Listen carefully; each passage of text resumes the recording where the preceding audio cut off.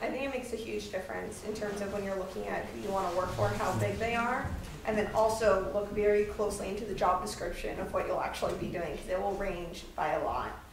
Environment America is, we're a big player on the environmental scene, but we are by no means, we're not even close to the biggest. And so, there's a lot of different organizations, and how they're structured will depend greatly on what role you'll play within the organization. So I would look at that, and then there's a lot of radical, scrappy groups on the ground. I think that just kind of depends on what you're into and how your politics align and what you want to do in the future. I think a lot of those groups will give you good experience organizing, and you may get a ton of responsibility because they don't have that many people working for them. There's no real structure. So in some ways that can be good. But I think that it is very important to realize, if you work for a big group, there may be more, rungs that you'll have to climb. And then if you work for a smaller group, you may have more opportunities. Alissa, you may have had a little broader experience in this, being a little bit longer out.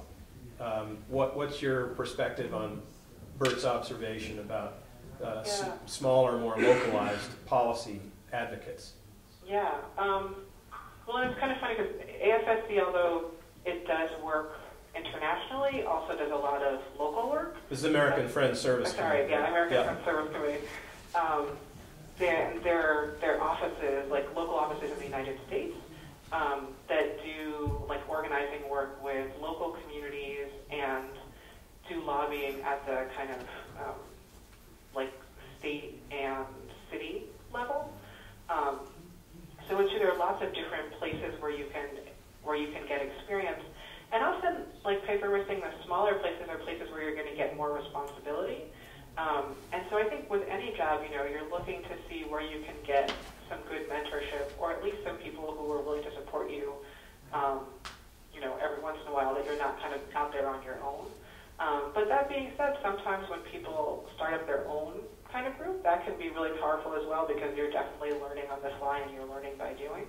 But I would say in this work, and public policy and advocacy work especially, having people who can kind of show you the ropes a little bit, who've been there and can tell you, okay, so when this happens, it means X. When that happens, it means Y, is really useful no matter what size organization you're in. And in terms of the size, resources, one question, you can do a lot with not very much, especially in advocacy work, though, if you have people who are really committed to the task at hand.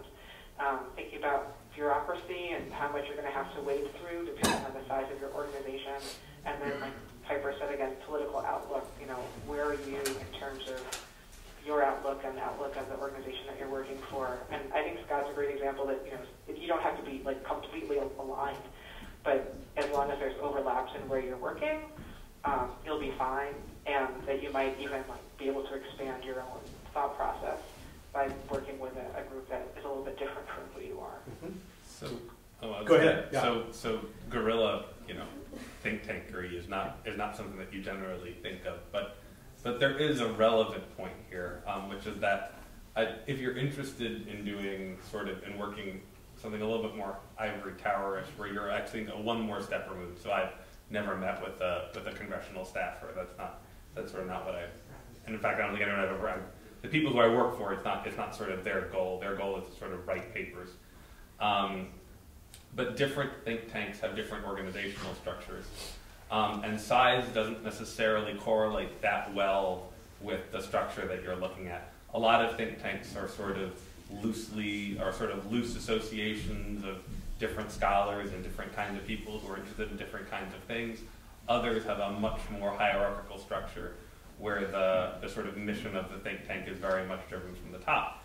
And so I think AEI is sort of more the former than the latter. And so, I had a lot of freedom to do my own research, and I was able to get it placed in publications where it otherwise would not have been placed if I didn't have a name standing behind it. If you'd written the same paper. Right. So I had the opportunity to publish a paper on a very, very technical and boring element of environmental tax policy that got placed in like a pretty prominent tax journal, which, otherwise, Scott Ganz, there's no way.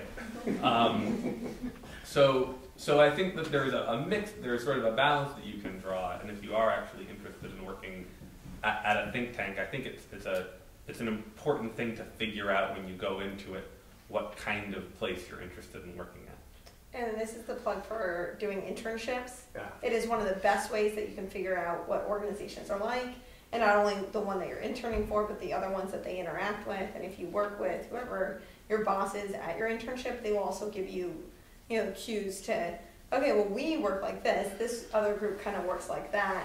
And I think it's a really great opportunity to figure out what you like and what works for you, and then, where you may want to end up afterwards.